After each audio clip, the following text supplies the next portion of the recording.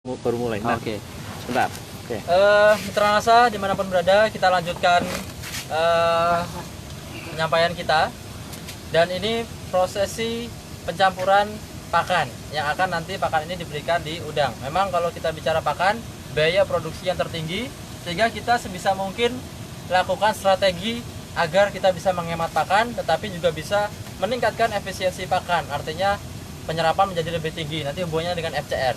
Nah, untuk itu nanti kita lihat bagaimana teknis budidaya atau teknis cara pencampuran dari penggunaan Viterna, POC NASA maupun tangguh probiotik. Nanti akan dibarengi atau di awal ketiganya tidak masalah, atau pada saat proses pencampuran seperti ini. Kita tadi sudah timbang pakannya. Jadi teman-teman lihat pakan kurang lebih seberat 10 kg. Ini kita gunakan 2 tutup Viterna, 2 tutup POC NASA, dan 2 tutup tangguh probiotik. Nah, ini 2 tutup kita campurkan ke air secukupnya. Ini kurang lebih 1 sidut atau 1 liter untuk mempermudah pencampuran. Nah, jadi kalau teman-teman nanti patokannya hanya 2 tutup untuk 3 kg pakan, otomatis nanti susah untuk mencampurnya, sehingga perlu ada yang melarutkan. Dalam hal ini adalah campuran airnya. Nah, sehingga ketika sudah dicampur, kita aduk merata sampai dengan larut, baru kemudian kita campurkan ke pakannya. Jadi pastikan untuk merata. Nah, ini kita aduk semua sampai dengan rata. 10 kg pakan tadi kita pakai kurang lebih totalnya 6 tutup. Nah, jadi luar biasa penggunaan yang sangat tepat untuk udang yang populasinya tinggi.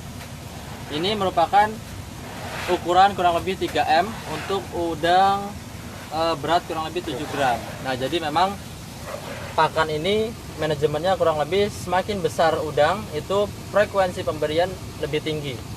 Kalau ini kita berikan frekuensinya 3 kali dalam 1 hari. Bisa jadi nanti ketika ukuran sudah lebih tinggi, udang udah ukuran lebih tinggi, kita berikan lebih banyak frekuensinya. Viterna disebutin. Kenapa? Masih ada Viterna. Nah, ini adalah proses setelah pencampuran. Kita diamkan dulu kurang lebih sekitar 10-15 menit. Tujuannya apa? Memang tujuannya agar salah satunya dia biar meresap. Nah, jadi nanti ketika sudah kita diamkan, nanti kita tebarkan di kolam seperti biasanya. Rata ya? Bawahnya nggak ada. Nah, untuk teman-teman, sementara yang stok Viternanya habis atau tidak punya stok lagi, itu bisa kita gunakan untuk sementara, yaitu POC NASA. Dosis dan cara penggunaannya sama, dan manfaatnya juga menyerupai, sehingga tidak perlu khawatir, tidak perlu galau. Bisa gunakan dulu POC NASA untuk campuran pakannya. Nah, ini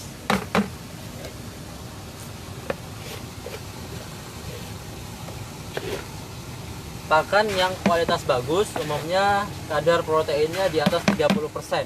Ini kita pakai kurang lebih 32-35% kadar proteinnya. Sehingga ketika pakan itu bagus, ditambah lagi dengan penyerapan dan kandungan dari vitamin dan probiotiknya juga sudah ada, otomatis bisa meningkatkan efisiensi dan pencernaan pakan yang ada.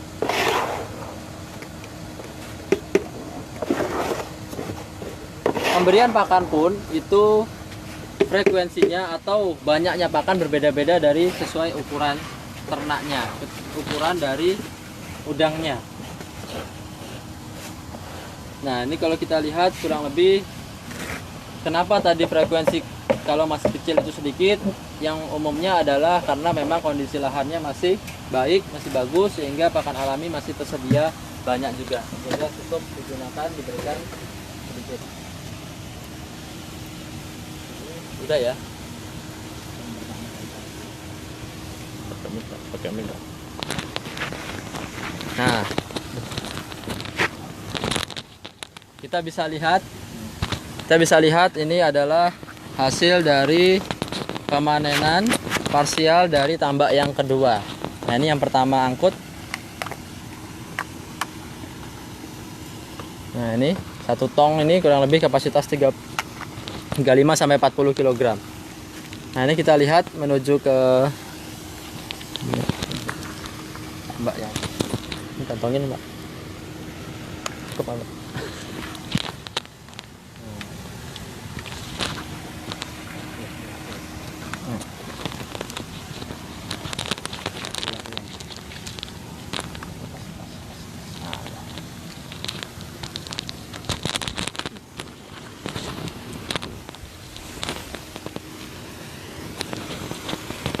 Nah, setelah pencampuran pakan tadi, itu adalah pakan yang akan kita berikan ke tambak yang di sebelahnya. Kalau kita sebut adalah tambak 3. Ini 1, yang sebelah sana 2, yang tambak yang satunya adalah yang ketiga atau tambak yang paling luas. Nah, itu untuk diberikan pakan. Dalam pemberian pakan itu yang dilakukan adalah sebelumnya itu dengan mematikan kincir. Nah, umumnya dimatikan kincirnya agar nantinya udang bisa pakan bisa tersebar secara baik. Dan ini kita menuju ke tambak yang kedua yang kondisi tambaknya sangat intensif, padatannya sangat tinggi. 200 ekor per meter persegi, sehingga kita punya kolam 1000 meter itu kita tebarkan 200.000 ekor dengan padatan yang luar biasa. Kita lihat hasilnya udangnya seperti apa.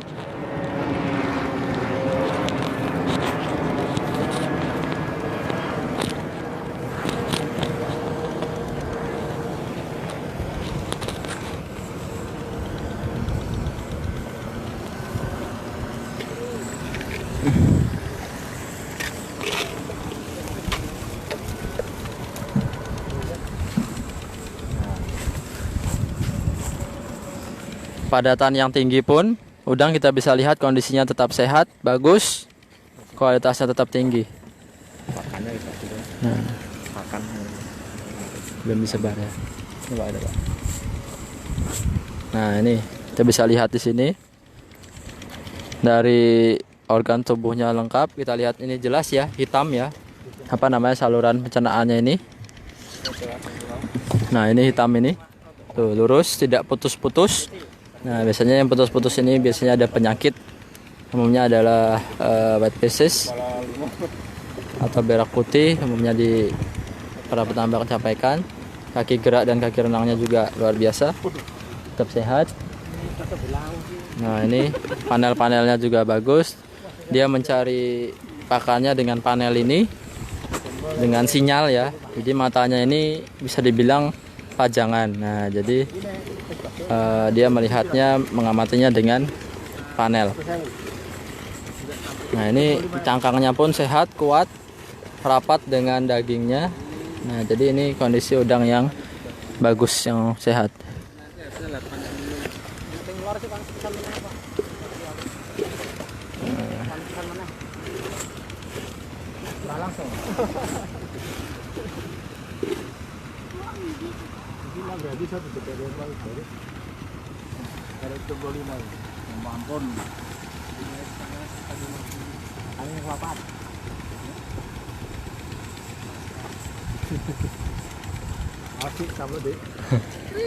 Ya, dia luar biasa.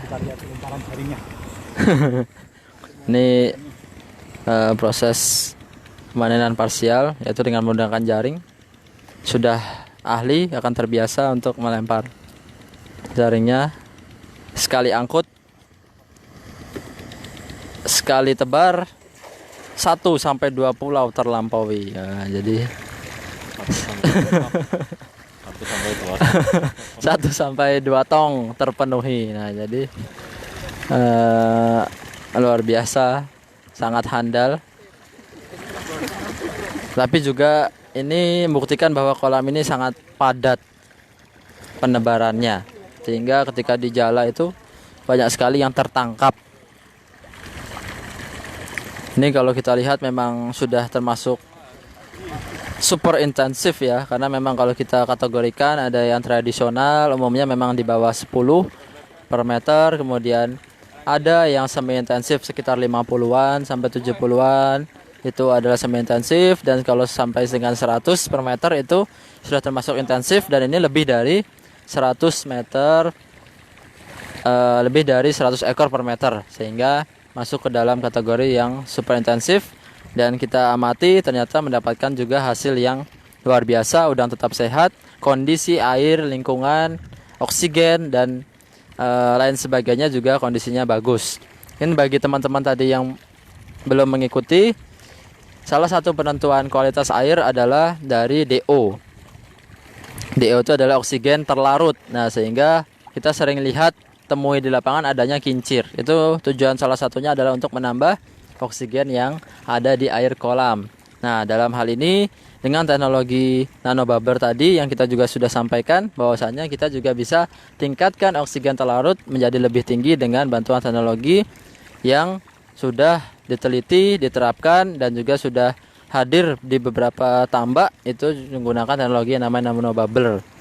Ukuran oksigen akan menjadi nano, menjadi yang sangat kecil, sepermiliar. Nah, kalau menggunakan alat nano ini kualitasnya ataupun ukurannya kurang lebih sekitar 70 sampai 200 nanometer. Sehingga oksigen nanti bisa langsung menyatu dengan air sehingga DO akan terjaga tinggi. DO normal yaitu 4 ppm. Lebih dari itu DO akan menjadi lebih bagus.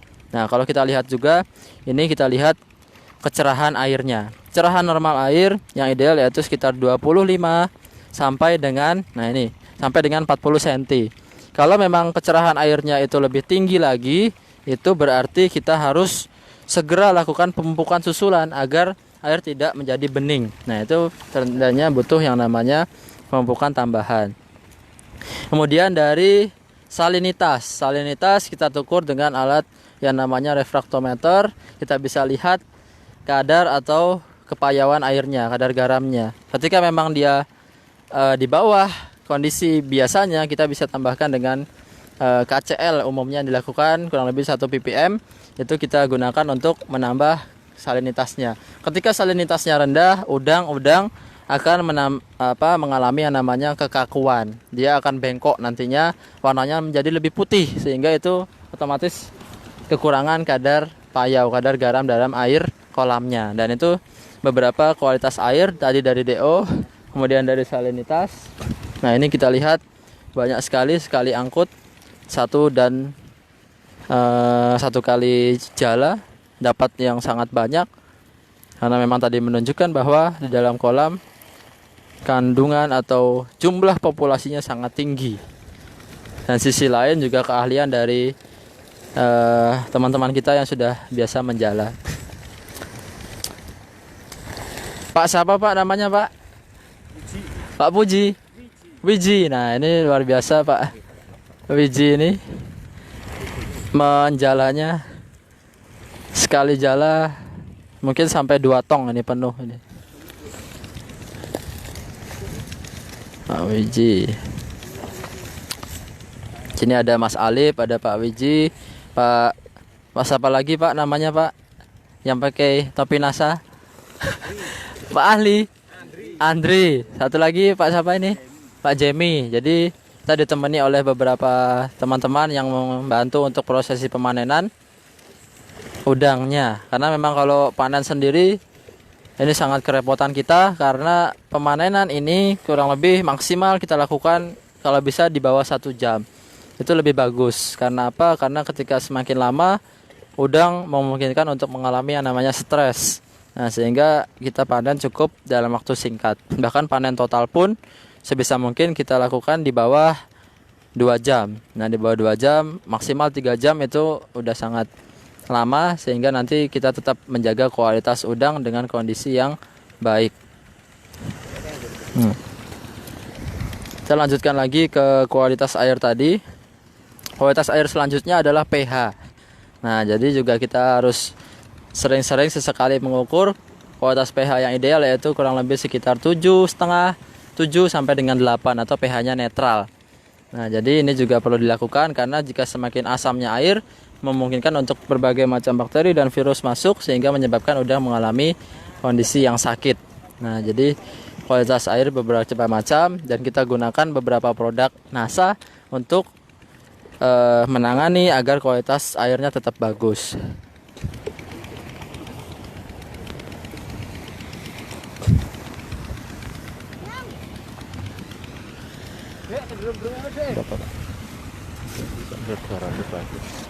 Udah ya? Nah, jadi dicukupi sekarang yang video sini untuk ya. Kantor. Oke. Tidak tutup ya? Makan ya? Oh ya. Kita ke pakan dulu terakhir ya. Kita ke pemberian pakan tadi yang sudah dicampurkan. Eh, jadi memang manajemen pakan ini juga tidak kalah penting. Pakan-pakan yang diberikan tadi frekuensinya berbeda dan beratnya berbeda. Nanti juga ada istilahnya yang namanya anco. Nah, teman-teman mungkin kalau yang belum familiar dengan anco, yaitu adalah salah satu sampling pakan untuk melihat parameter pakan apakah dia terlalu berlebihan pakannya atau kurang pakannya. Nah, itu aduh. Nah, teman-teman bisa melihat ya itu ya. Oh, baru diberikan. Nah, ini pada saat kita ingin sampling, kita berikan di pakan di yang namanya anco ini. Nah, jadi anco ini ada di setiap petak itu kurang lebih 1 sampai 2. Nah, ini mulai dari sini sampai dengan wadahnya ini. Anco ini diberikan kurang lebih sebanyak 2% dari total pakan yang ada. Kita sampling pakan, nanti ditaruh di sini 2%. Nah, ketika 2% ini ditaruh, dimasukkan ke dalam kolam, nanti kita tunggu kurang lebih selama 1 sampai 2 jam untuk melihat apakah pakannya habis atau masih ada. Sehingga jika pakannya nanti masih ada, otomatis di sesi selanjutnya, pemberian pakan selanjutnya kita bisa kurangi pakannya. Ini kemungkinan pakannya terlalu banyak. Juga bisa nanti melihat kualitas udangnya, nafsu makannya seperti apa. Nah, ini kurang lebih 2% dari pemberian Hanko. Nanti berapa jam Mas ditunggunya? 1 jam ya? Iya. Ya, jadi nanti 1 jam. Nah, ini ketika sudah diberikan, nah itu nanti pakan sudah diberikan asa tadi, diberikan seperti biasa di kolamnya. Nah, itu di kolam diberikan oleh Mas Arif tadi, berputar mengelilingi. Nah, jadi seperti itu. Tutup ya. Mitra NASA dimanapun berada, kita sudah menyampaikan beberapa hasil dari liputan kita pada siang hari ini. Dan untuk beberapa pertanyaan, tanggapan silahkan disampaikan di komentar. Nanti insya Allah akan kami jawab melalui tulisan jawaban. Dan untuk sesi ini kami cukupkan terlebih dahulu. Terima kasih teman-teman yang sudah mengikuti dari awal sampai dengan sekarang. Semoga yang kami sampaikan dapat bermanfaat. Terima kasih. Bagi yang menginginkan videonya, ditunggu sebentar. Kami akan berikan rangkumannya nanti. Dan juga apabila ingin langsung menge-share dari video saya langsung juga boleh. Tetap semangat dan semangat pagi. Wassalamualaikum warahmatullahi wabarakatuh.